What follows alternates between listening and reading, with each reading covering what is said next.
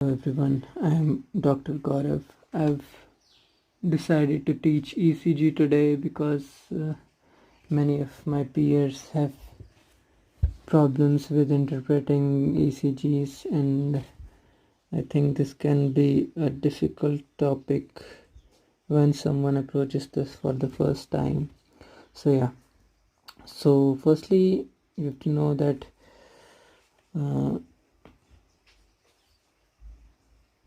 nerves are like wires. Okay, so current flows through them, and current is a vector, which means that direction in which the current is flowing, it matters. Okay, it is kind of like displacement versus distance. So displacement is a vector, distance is not. So vectors have two components, a magnitude and a direction. So you don't have to understand this displacement distance, but this is an analogy if you remember something from physics, high school physics. I'll get to the point now. So basically the heart is like this. Okay, it is slightly towards the left,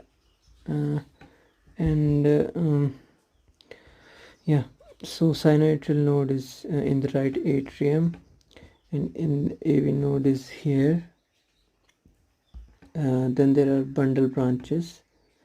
This is left bundle branch, and this is right bundle branch. Okay, so then there are Purkinje fibers, okay, which come out of this bundle branches.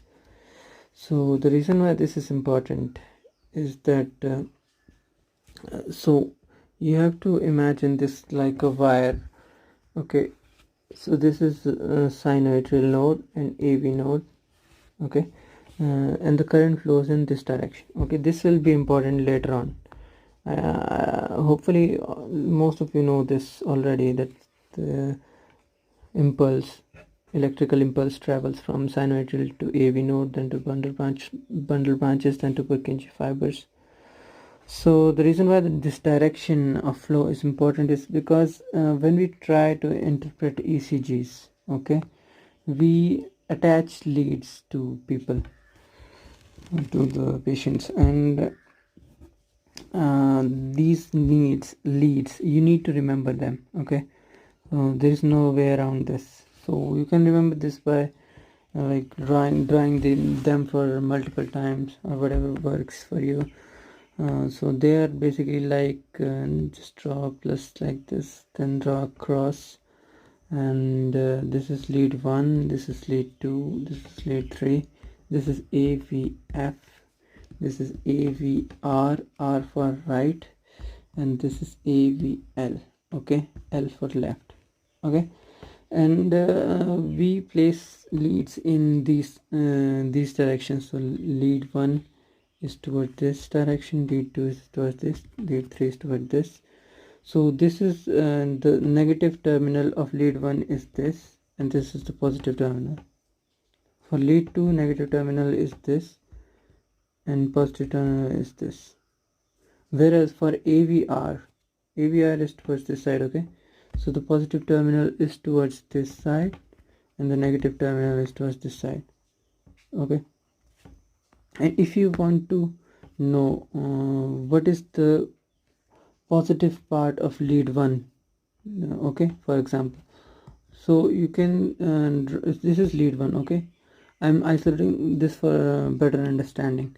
So if you draw a 180 degree, okay, angles are always drawn towards anti-clockwise. This is a rule of mathematics.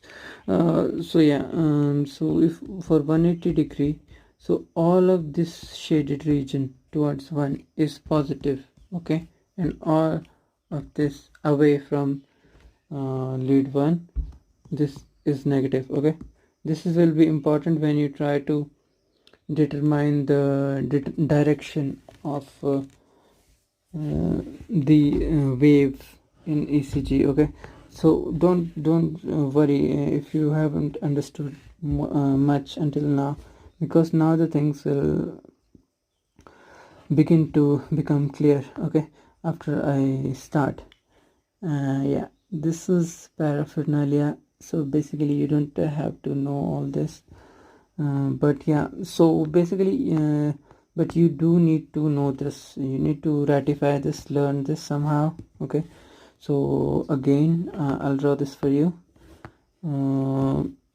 So what is this? This is lead 1 piece. What is this? This is lead 1. This is lead 2. This is lead 3. This is AVF. This is AVR. This is AVL. Okay, I've drawn this again for you. So yeah, so why are these named AVR and AVL? This is basically a short form for augmented vector R and augmented vector L, because these are augmented vectors. No leads actually exist here, but we have drawn these the impact, or we have drawn these vectors from purely from mathematics. Like we use triangle law of vector addition and parallelogram law of vector addition, but we don't have to go there to because this won't be important at all, but just so you know why these are named AV and AV. So yeah, so after you have memorized this, you know how the heart looks like, right? You already know that heart looks like this, okay. There is more muscle towards left side, because it has left ventricle has to pump to the entire systemic circulation, and that's why heart has slightly thicker left ventricle. So I've told you before, so now I'll tell you about the first law, okay, which you need to remember. If the current flows towards the positive end of the lead, a positive deflection is detected on the ECG.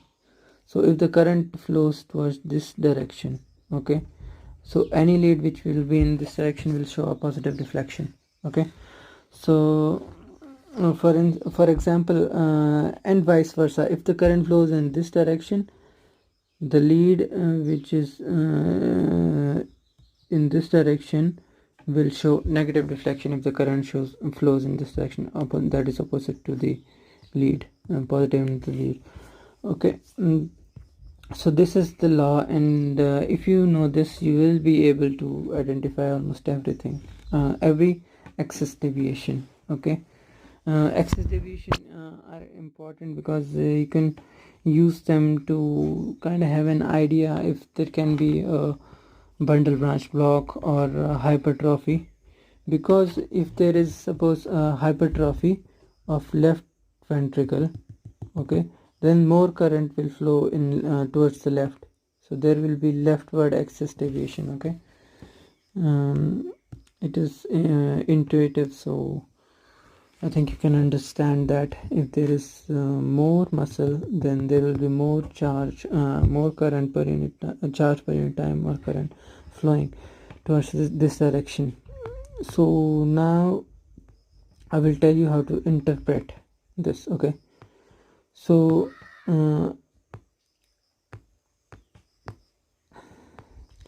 I'll show you some axis, okay. So suppose this is our ECG, okay. Now I'll zoom in, okay. So we'll draw this axis. I'll draw this in black so we can see it. 1 2 3 AVF, okay. This is an AVR AVF. So basically what you have to really do is just look on lead 1 and lead AVF, and you can determine the axis, okay. You don't bother about all the leads. There are multiple ways to do this, but I've understood this in this way, and I think this is a very simple way. So you see where the lead one does the lead one show positive deflection, or then if it shows positive deflection, then you see it does what lead AVF shows. Okay, so if we go to our example here, okay, lead 1 shows positive deflection. Okay, then we go to the lead AVF shows negative deflection. Okay, so lead 1 is showing positive deflection, so it means that this is positive, the current is flowing in this direction. Okay, this is lead 1, and AVF is showing negative deflection. Okay, this is AVF, so it means that current is not flowing here. Okay, so I'll do this like this, and so we know the current must be flowing in this direction, and current is not flowing in this direction, so current is not flowing in this direction. Okay, so this is what axis deviation, this is left axis deviation. Okay, because this is towards the left, right? So just so that we are clear with angles now, because these angles are also important. So if the axis is between 0 to 90 degree, it is normal axis. If it is between 0 to minus 90, it is possible it is left axis deviation possibly, and if it is between plus 90 to plus 180, it is probably right axis deviation, and if it is from minus 90 to plus 180 degree, it is extreme axis deviation. So I'll show you where these axes actually lie. Okay, so this is 90 degree. Okay, this is 90 degree. Okay, this is normal axis. Okay, and this is minus 30. Okay, and this is minus 90. Okay, this is minus 90, this is minus 180, this is, and this is plus 180. Okay, so yeah,